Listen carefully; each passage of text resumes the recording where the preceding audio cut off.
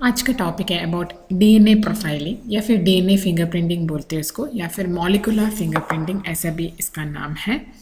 यानी कि हमने डिटेक्टिव स्टोरीज़ वगैरह में होते हैं डीएनए कैसे हमारे बॉडी टिश्यूज़ से वो ले लेते हैं, बाद में उसका डीएनए फ्रैगमेंट्स को आइसोलेट करके कैसे वो कंपेयर करके हमने जो सैंपल लिया है उसका, यानी कि बहुत सारे साइंटिस्ट यानी कि दो इंडिविजुअल्स के आइडेंटिटी को एस्टैब्लिश करने के लिए ये कर लेते हैं। And individuals of same species होना चाहिए। ऐसे ह्यूमंस के कर लेते हैं डीएनए लेके, तो फिर वही सेम स्पीशीज़ का कंपेयर कर लेते हैं। यानी कि उन लोगों का सैम्पल्स ऑफ डीएनए लेना है, बाद में कंपेयर किया है। एलेक्स जेफरीज ने 1985 में उनका इन्वेंशन किया था। कौन से सैम्पल्स हम ले सकते हैं डीएनए फिंगरप्रिंटिंग के लिए? पहला है ब्लड, यानी कि जो क्राइम सीन में हमें मिलते हैं। दूसरा है हेयर फॉलिकल्स, सलाइवा, सेमन या फिर body tissue cells. DNA samples जो वेजाइनल सेल्स में से हम रिट्रीव कर सकते हैं सेक्सुअल इंटरकोर्स में टाइम में, या फिर रेप के टाइम में जो, या फिर कॉन्डम के साइड्स में बचे हुए वेजिनल सेल्स से भी हम आइसोलेट कर सकते हैं। नहीं तो ल्यूकोसाइट्स, मेनली ब्लड स्टेन से भी ये ल्यूकोसाइट्स निकाल सकते हैं। और फिर बोन मैरो, मसल टिश्यू या फिर स्किन, डेंटल पल्प या फिर हेयर जो है उनका रूट शीट सेल्स के साथ जो मिलते हैं वो भी हम यूटिलाइज करते हैं। या फिर कोई भी ड्राइड स्टेन से भी, यानी कि ड्राइड ब्लड स्टेन्स कई साल हो गए उसके बाद भी हम उसका डीएनए फ्रैगमेंट्स हमेरा इस्तेमाल कर सकते हैं। या फिर कोई मॉमिफाइड बॉडी है या फिर सिर्फ बोन से ही मिला था वो आदमी के डेथ होने के सालों बाद, फिर भी उससे डीएनए को हम आइडेंटिटी एस्टैब्लिश कर सकते हैं। नहीं तो किसी का डेथ होने के बाद या फिर मर्डर होने के बाद उसको जला दिया था, उनके जो ऐश फ्रैगमेंट्स हैं वो ऐश फ्रैगमेंट से भी डीएनए को ले सकते हैं। डीएनए फिंगरप्रिंटिंग का यूसेस ये है कि कोई भी इनहेरिटेड डिजीज, यानी कि ये मेडिकल रीजंस के बारे में बोल रहे, कोई भी इनहेरिटेड डिसोसेस हैं, यानी कि कुछ क्लेनफेल्टर सिंड्रोम है, टर्नर सिंड्रोम है, या फिर कुछ ऐसे डिसीजेस जो जनरेशन टू जनरेशन पास हो सकते हैं। एग्जाम्पल हर्पिस कंडीशंस में या फिर क्रिसमस डिसीज़ कंडीशन में जो इनहेरिटेड डिसऑर्डर्स हैं उनको आइडेंटिफाई करके उनका सही तरह से ट्रीटमेंट वगैरह देके उनको रोक सकते हैं। तो फिर डीएनए फिंगरप्रिंटिंग का ये यूज़ है। या फिर डिसऑर्डर्स जो होते हैं प्री नेटल या फिर न्यूबॉर्न बेबीज़ में जो डिसीज़ होता है उनको डायग्नोस करने में भी ये हेल्पफुल होता है। या फिर सिस्टिक फाइब्रोसिस, हीमोफीलिया या फिर हंटिंगटन डिसीज़। हंटिंगटन डिसीज़ मतलब डीजेनरेटिव ब्रेन कंडीशन को हंटिंगटन डिसीज़ बोलते हैं। या फिर कुछ फैमिलियल अल्जाइमर्स डिसीज़ हो, सिकल सेल एनीमिया हो, थैलासीमिया, कोई भी इनहेरिटेड डिसीजेस हो उसको आइडेंटिफाई करने में। दूसरा है क्राइम मेथडोलॉजी में, या क्राइम में कुछ इलीगल सिचुएशंस में, कुछ लीगल फॉर्मेट्स में हम यूज़ कर सकते हो। दूसरा है DNA profile of each individual, वो ईच इंडिविजुअल का हाईली स्पेसिफिक हो जाते हैं। यानी कि डीएनए का स्पेशली फॉर मोनोसाइगोटिक ट्विन, यानी कि जो एक ही साइगो से जो ट्विन्स आया है, मोनोसाइगोटिक ट्विन्स का डीएनए सिमिलर होते हैं पर इनका डीएनए फिंगरप्रिंट्स अलग होते हैं। इसलिए किसी का फिंगरप्रिंट्स जो होते हैं वो एक के तरह नहीं होता है दूसरे का। और फिर chances of two peoples exactly same DNA profile होता है, वो 30,000 मिलियन टू में 1 होता है, एक्सेप्ट आइडेंटिकल ट्विन्स के अलावा। और फिर डीएनए प्रोफाइल जो होते हैं वो कंपेयर होते हैं विक्टिम और सस्पेक्ट के बीच। और फिर जो प्रोफाइल मैच होते हैं सस्पेक्ट से, सो स्ट्रॉन्ग एविडेंस मिल जाता है कि suspect was present at the scene of crime. अगर सीन ऑफ क्राइम में वो था पर ये नहीं मानता है कि उन्होंने क्राइम किया है, इसलिए वो भी कोर्ट में एडजॉर्न कर सकते हैं। अगर प्रोफाइल मैच नहीं होता है तो सस्पेक्ट को एलिमिनेट कर सकते हैं इंक्वायरी से। कुछ क्राइम सीन वगैरह सॉल्व करने में या फिर सस्पेक्ट या फिर विक्टिम का ब्लड सैंपल मैच करने में विद क्राइम सीन ब्लड में ये डीएनए फिंगरप्रिंट इस्तेमाल कर सकते हैं।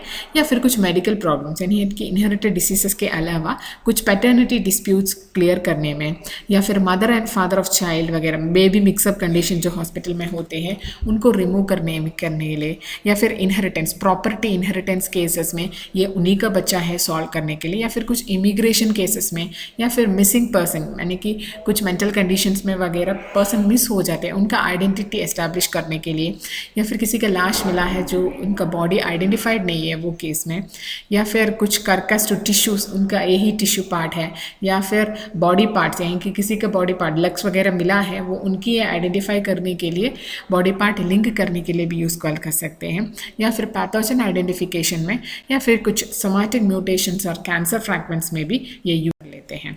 सेक्स डिटर्मिनेशन में बहुत इंपॉर्टेंट पार्ट है डीएनए फिंगरप्रिंटिंग का, या फिर कुछ इंडिविजुअल का आइडेंटिफिकेशन केसेस में। हमने डीएनए फिंगरप्रिंटिंग, पैटर्निटी, मैटर्निटी, इस चीज़ का बहुत सारा फेमस केसेस है। पहले है मैराडोना, यानी कि चिल्ड्रन पैटर्निटी इशू थे, बाद में डीएनए सैम्पलिंग के बाद ही उन्हीं का बच्चा है वो जान लिया था। कुछ अमेरिकन इनफर्टिलिटी क्लिनिक केस था, यानी कि इनफर्टिलिटी क्लिनिक चलाने वाला एक डॉक्टर अपनी पेशेंट्स आते हैं तो जो इनफर्टाइल केसेस हैं तो अपना खुद का स्पर्म लेते थे। कई सालों तक ये चलने लगा और फिर एक आदमी ने उसका डीएनए फिंगरप्रिंटिंग मैच किया तो समझ में आ गया कि ये डॉक्टर अपना ही खुद का स्पर्म सारे कपल्स को दे देते थे। और फिर दूसरा है एक्टर धनुष का एक पैटर्निटी केस था, यानी कि उनका माँ बाप दूसरा है बोल के एक पैटर्निटी केस था, वो सॉल्व हो गई। बहुत सारे लीगल प्रोसीजर्स वगैरह उसके पास था। और फिर ये जो टेस्ट है, डीएनए टेस्ट है, वो पर्सन का जेनेटिक मेकअप का सिमिलर है। और डीएनए मॉलिक्यूल हम ले लिए तो double stranded, double helix pattern है वो वगैरह हम जानते हैं। डीएनए के डिस्कवरी जिन्होंने किया है उनका नोबेल प्राइज़ किसके लिए मिला है वो सब हम जानते हैं। तो फिर हम बेसिक में जाते हैं, यानी कि जो डीएनए जो it is made up of sugar, phosphate और फिर नाइट्रोजन बेसिस से यह बना हुआ होता है। इनका फंक्शनल यूनिट को हम न्यूक्लियोटाइड बोलते हैं, यानी कि हमारे बॉडी का फंक्शनल यूनिट सेल बोलते हैं, इसलिए इसी तरह से डीएनए का फंक्शनल यूनिट को न्यूक्लियोटाइड बोलते हैं। इनका पैटर्न जो होता है ये डबल स्ट्रैंडेड हेलिक्स पैटर्न का होता है। शुगर एंड फॉस्फेट होता है वो एक दूसरे से लिंक होके एक लैडर साइड में बन जाता है।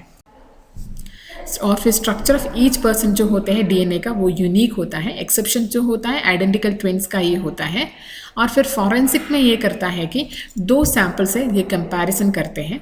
क्रिमिनल को आइडेंटिफिकेशन करने में एक्यूज्ड मैन्स का डीएनए प्रोफाइल जो होता है वो बायोलॉजिकल आइटम से कंपेयर कर लेते हैं। आइडेंटिफिकेशन जो होते हैं एब्सोल्यूट होते हैं इफ टेस्ट प्रॉपरली डन। और फिर सेक्स ऑफ फीटस डिटरमिन करने में डीएनए सीक्वेंसेस वगैरह ले लेने में from Y chromosome in foetal cells in 5th week of pregnancy. और जीनोम मैपिंग इनका नूतन टेक्निक है, जहाँ पे एक डीएनए मिला तो उसी से वो आदमी का आई कलर, हेयर कलर और इनका अपीयरेंस कैसा था वो सब जान सकते हैं। और फिर डिस्प्यूटेड पैटर्निटी और मैटर्निटी केस का बेसिस ये है कि हमने मेंडेलियन प्रिंसिपल पढ़ा था।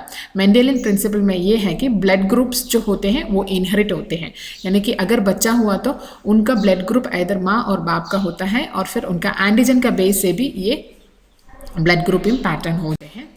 और फिर इनका प्रोसीजर ये है कि पहले डीएनए को आइसोलेट करना पड़ता है। हमारे जो भी सैंपल्स है, अगर ब्लड, हेयर फॉलिकल या फिर स्किन, बोन, सलाइवा, स्पर्म को जो भी है उससे डीएनए को आइसोलेट कर लेते हैं न्यूक्लियस ऑफ सेल से, यानी कि ब्लड का वगैरह न्यूक्लियस ऑफ सेल से इसको आइसोलेट कर लेते हैं।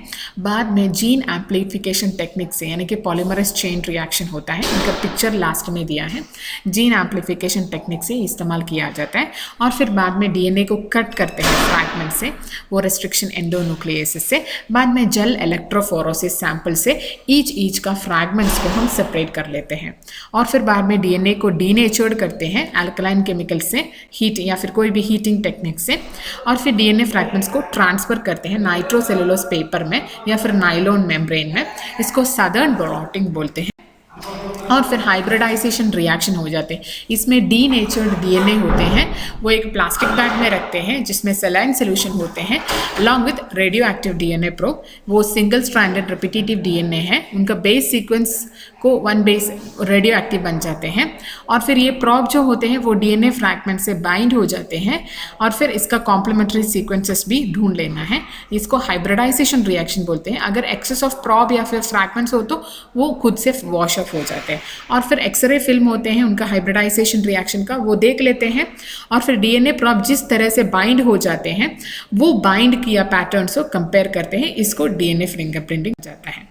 इनका रेप्रेजेंटेशन ये है कि सस्पेक्ट या फिर स्पर्म वगैरह विक्टिम का तीनों का कंपेयर कर लेता है और फिर डीएनए फ्रैगमेंट्स को अल्ट्रा इलेक्ट्रोफोरोसिस से लेते हैं। यानी कि ये ऐसा होता है कि सस्पेक्ट होते हैं, रेपिस्ट स्पर्म होते हैं और फिर विक्टिम होते हैं। फर्स्ट उनका डीएनए को आइसोलेट करना है और फिर डीएनए को रिस्ट्रिक्शन एंजाइम से कट करना है और फिर कट करने के बाद इसको सेपरेट करना है थ्रू इलेक्ट्रोफोरेसिस। सेपरेट करने के बाद उसको माइक्रोस्कोपिकली एग्जामिन करना है, तो फिर ये डीएनए फिंगरप्रिंटिंग सैंपल्स बन जाते हैं। इसमें ऐसे डीएनए सैंपल्स को कंपेयर करते हैं तो जिनका पैटर्न सिमिलर है वो ही समझ लेना है क्राइम सीन से सस्पेक्ट 2 का मिला है तो वो ही होता है क्राइम पर्सन।